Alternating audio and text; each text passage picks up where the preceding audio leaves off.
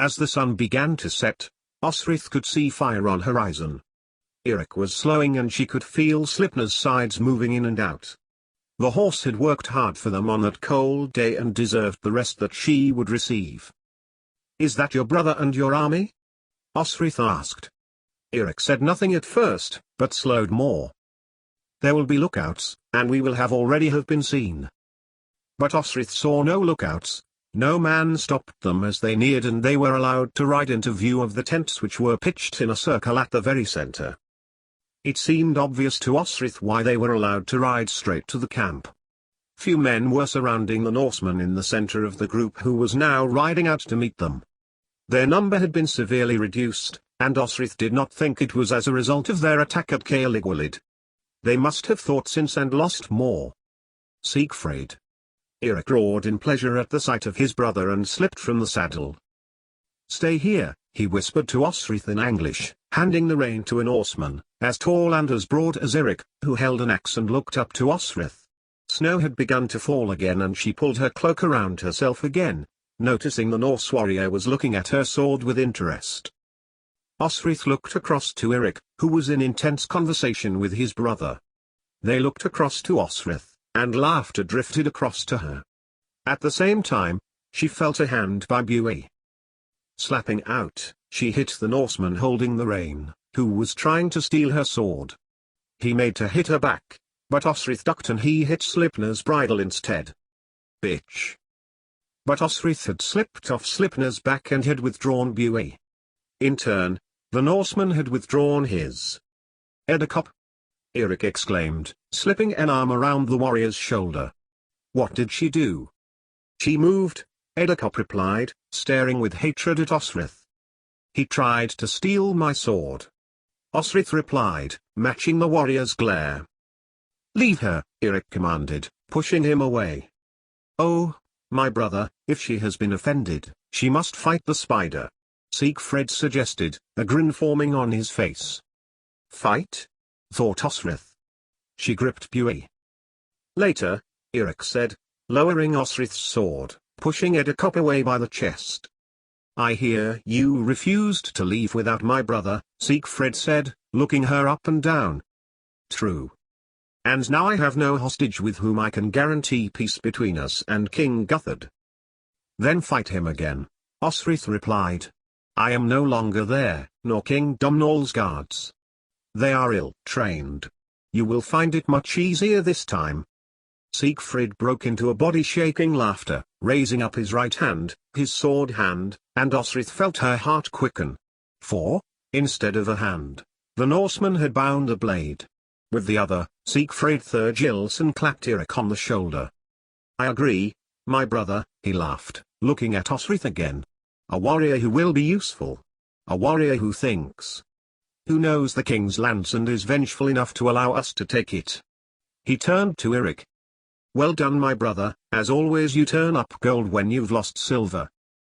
But Osrith was still looking at the edged weapon that was in place of his hand.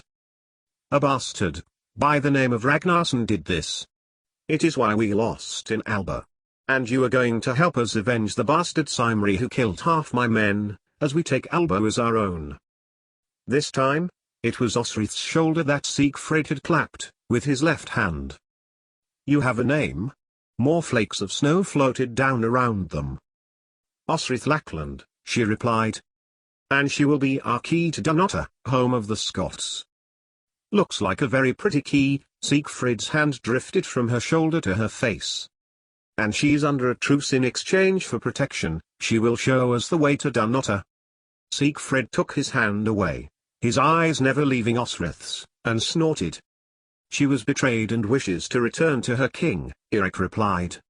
"She saved my life, Siegfried." "You are loyal to your lord, though he betrayed you?" He looked across to Eirik, and sighed. "Another sparrow to tend, like when we were children." "I do not know that he did betray me," Osrith replied. "I do know a lord he believes to be an ally is a traitor to him, and I must tell him of this." "You love men," Siegfried declared. Osrith took a step towards the Norse leader. Buie was still in her hand. "I kill men. If your number was not so reduced, I would gut your Reddercup, who tried to steal from me. This time, Siegfried did not laugh. Instead, he stepped towards her, quickly, feeling over her body with his one hand. She is just a child, Erik, he reported, as Erik stiffened. No curves to her at all. Keep her a year or so and she will fill out. I may take her before you, brother, eh? Siegfried grinned, looking over Osrith's outraged face. My brother is a delicate lover, by then you might want a vigorous Norseman inside you? Eh? He stepped back, and laughed. Eh? He said to his men, who had gathered around that evening's spectacle. They laughed and Siegfried roared with laughter. But Erik had already taken Siegfried by the shoulder a few steps away, pushing the older brother aggressively, bending his head in animated conversation. Moments later, and it was over. Erik stalked across to Osrith. She lowered Bui. We are in agreement, he said. Siegfried agrees to our bargain. And what did you agree? Asked Osrith, shrewdly. But it was the leader who answered. We agreed, Page, that your honor, your life is preserved, while you show us the way to the fortress of the king of Alba, whoever he may be when we get there. Siegfried laughed again, and turned to his Norsemen. Be with my warriors, Osrith Lackland, who endured treachery by her own people when she showed nothing but loyalty. Who might have left Erik, my brother, to slaughter but chose to free him too. He took a step towards Osrith, then took up her arm. She is Norgkvind. You will not touch her. If you do, Osrith added, silently, it will be the last thing you do. Murmurs of Bygent Kvind began in the men around Siegfried until he shouted, while she is with us, she pays her way as a warrior, of you ragged-ass Norse pups. He slashed his hand blade in the air before the young warriors. Krieger. Hanna Etkringer. Hanella Han, Erik? Cautioned Siegfried. Hanna Norge Krieger. Erik declared, giving his brother a sideways glance. We will begin July early. Siegfried Thorgilson declared, his arms announcing celebration while his eyes were cold, fixed, on Osrith. For, with this warrior's help, we are to win on the battlefield in Alba. Our whole country is within our grasp. Alba? Alba? And what we seek is the throne of Alba. So, that was it. These Norse brothers, with monstrous ambition and the arrogance to attempt it, were not just after land, or money. They wanted the throne that Domhnall, and with him, tagged, Fergus and, indeed Finolai, had given so much to achieve. And she was to lead them straight to Dunnottar's door. Osrith felt her heart chill, but then a thaw set in. King had defeated Ivar, Eochaid with Girik had managed to withhold these brothers' army. There was no need to despair.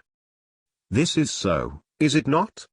In the same way Osrith had sought clarification, Siegfried wished her to confirm it, with her own mouth. Bue was still in her hand. She set her mouth and thrust her blade towards the hard ground, before Siegfried and Erik.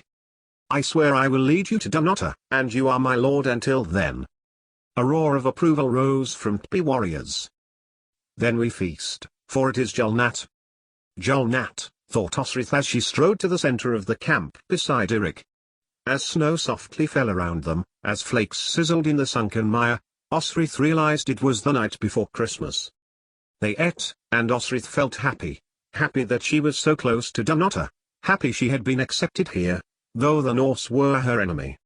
As the temperature fell, and their warriors were gathering together to sleep, Osrith wondered where she should rest.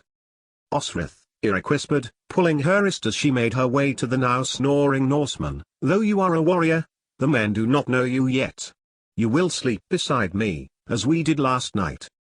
She nodded, feeling relieved to be out of the snow, and she glanced back to Slipner, who had carried them so far in such cold conditions. The moon must have been full, or close to, and its light shone on the black mare. The man called Eddercup, who had tried to steal her sword, was feeding her. And the next morning, as she awoke next to Erik, under canvas, Osrith realized that it was Christmas. Christmas morning. And on what could only have been the Forth River, 3 ships were sailing into Dunnottar. 88,888,888. They were not going to attack that day, but feast on the supplies Siegfried had stolen from a raid up the Clyde. If Eochaid is your ally, you stole from him. And the Strathclyde Cymru killed some of your men, Osrith replied, after Eric had told her. Christmas Day, which was much milder than the last 2 days had been, and the Norse were busy singing and feasting. Him. Yes, we fight with him, the deposed king, then overthrow him too. What can he do about food we raided? He grinned at Osrith's serious face. Relax, it's Juldag. He clapped her on the back. Your Christmas. Drink, warrior woman, eat. Osrith did drink, though she insisted it be boiled spring water, and ate Eochaid's winter store with them. As the sun rose on a snowy landscape, Osrith could pick Put-Caldy's monastery on the southern bank of the Forth, and Dunnottar on the north. Tomorrow, there would be slaughter. But, she could not have prevented it otherwise. And by sharing intelligence of Eochaid and Greogoia's betrayal, she would be able to put Domhnall at an advantage. The Norse, then, hoped that by siding with the Strathclyde Cymru, they could defeat the Gaelish Scots, Domhnall, Constantine, and their Garden army. He had probably told Eochaid he would be able to make him king again. But she now knew Siegfried would have the throne of Alba for his own, so probably planned to turn on Eochaid once Domhnall was beaten.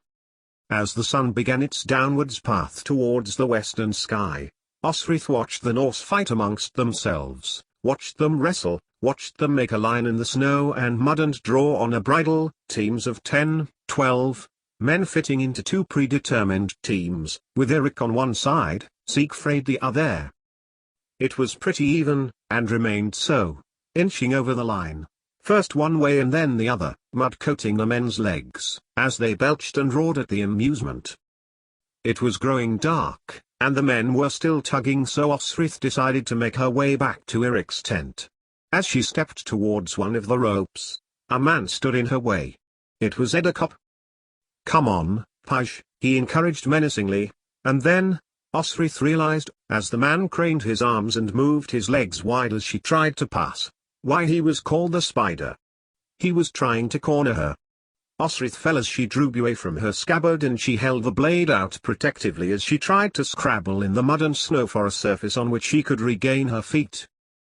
But Edacop kicked her legs away as he dropped his breeches, watching her face as he stood there, his not unimpressive cock inches from her face. When she hadn't shrieked in terror, the Spider was offended, and made to grab at Osrith, who was parrying Buey in his direction. She managed to scrabble back, but then the Spider fell, over a tent rope, landing on Osrith's blade. Behind him, Siegfried stood. Osrith looked at the Norseman in horror, as Edacop rolled away, dead. My lord. Osrith began.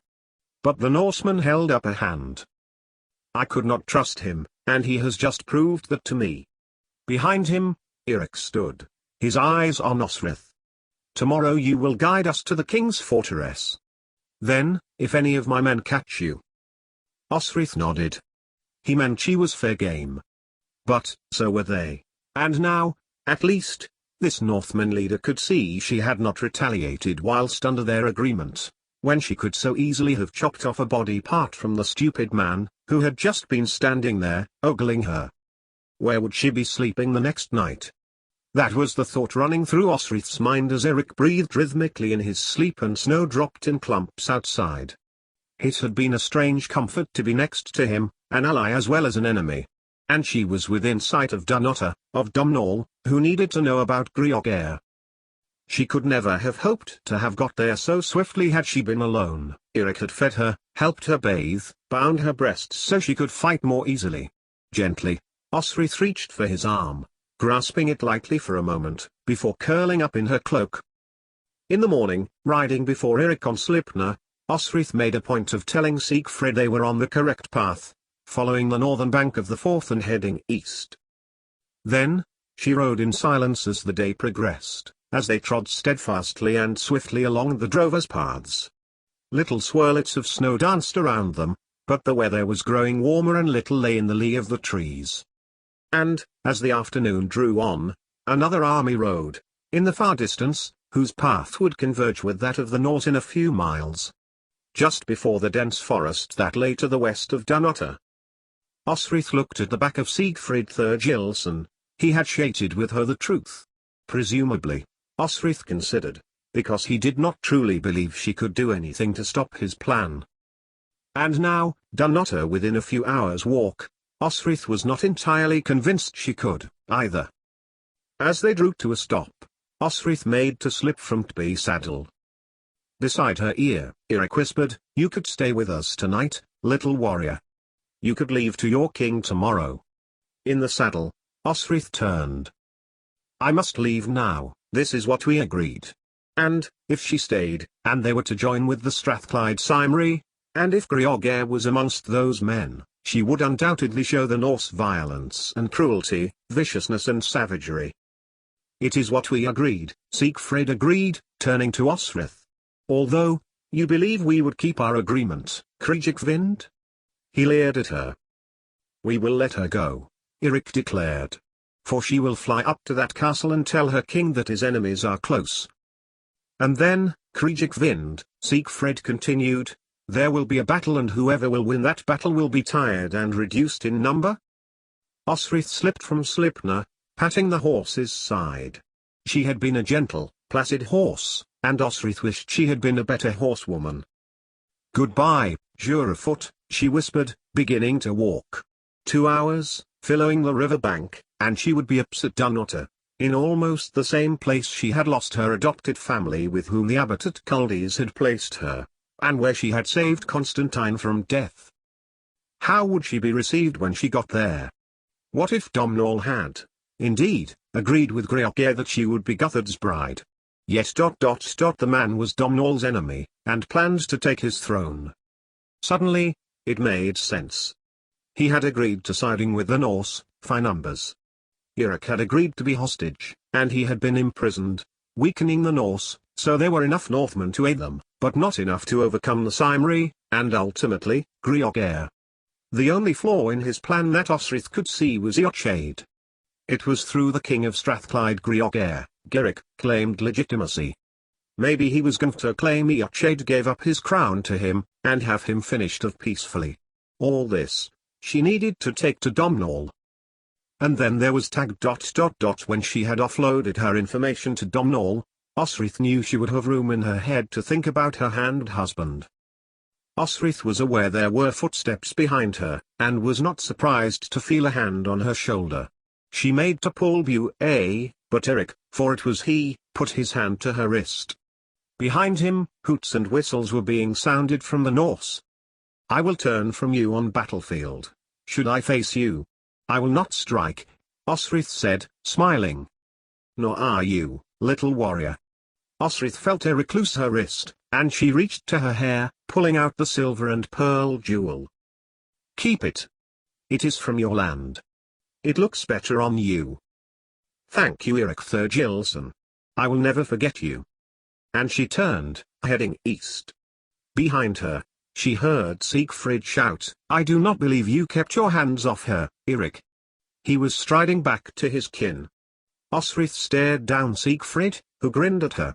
"If I capture her, little brother, she will know about it." Osrith made sure he could see she had her hand on Buey. "Safe passages over Krigvikvind." He continued to shout. "If you fight by your king, I will kill you. I will kill you." He shouted again, waving his dagger in the air, then mimicked cutting his throat, before pointing to Osrith. "Not if I kill you first," shouted back Osrith in English, holding up Buey, then repeating it in Danish, Gaelish, and Cymric. "If I catch you," Siegfried continued, "my cock will find out whether you can fight." He bent his elbow and held his forearm up to Osrith, imitating an erection. Beating her, there was laughter. Osrith turned back. She had travelled with Norse and survived. But she couldn't think about that now. Greogair, he was alive, and he was a traitor. Osrith had her king to find.